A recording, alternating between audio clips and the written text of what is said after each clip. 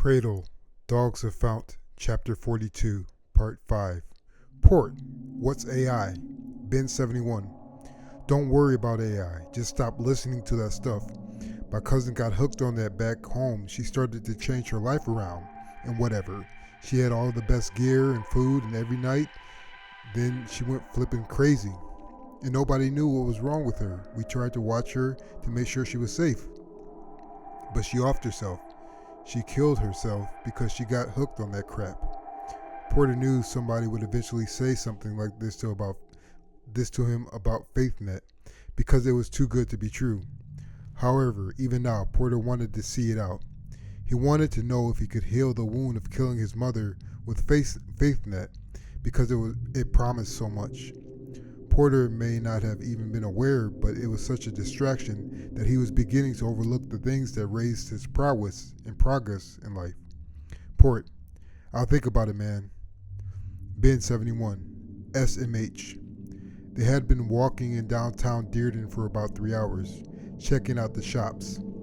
Porter offered to buy Ben a blue Ninja tea, but Ben wouldn't allow it. It was fun even though they couldn't talk out in the open. After they ate and got back on the street, a breeze made its way down the corridor and eased the sweat on Porter's brow. Port, why can't you talk again? Ben 71, can we just drop it? Port, it doesn't make sense. God wants you to talk, trust me. Ben shook his head.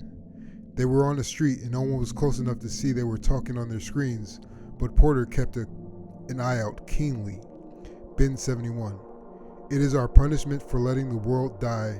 Those that do not fight with the warriors have no right to speak anymore because we descend from the evil-hearted people that didn't listen to God, so we can't speak until God says we can. Port, what about us? I mean us here in Fount. A man came out from a nearby building and the boys hit their screens until he passed. The man didn't even look back. Ben 71, you don't want to know. Port, question mark. Ben 71, you know what we think? We think you are all evil and are trying to destroy us, and you rebel against God. Porter shook his head and smiled. Port, you guys are crazy over there, man. Both of them looked at each other for a moment and laughed, but Ben made no sound. It was then that Porter knew he'd get Ben to speak one day. They got up and began walking again. They made it to Porter's house just after sunset and were hungry from their travels around Dearden. Dad's and Stan's cars were in the driveway, and the light from the windows of the house glowed a yellowish orange. Ben gave Porter a look, and Porter looked confident with a smirk on his face. Porter used the bronze key on his key ring to open the side door. Dad was in the kitchen, and it smelled like frying butter, and Porter saw he was making a grilled cheese sandwich. Dad looked at the boys and nodded. Dad, this is Ben, Porter said. Hey, Ben, how's it hanging? Dad said, smiling. I didn't want to tell you before because I didn't know if Ben would like it, but Ben doesn't talk. He's autistic, Porter said like a compassionate friend. He looked back at Ben, and Ben was obviously doing his best not to betray the ruse with a wrong look at Porter. That's okay.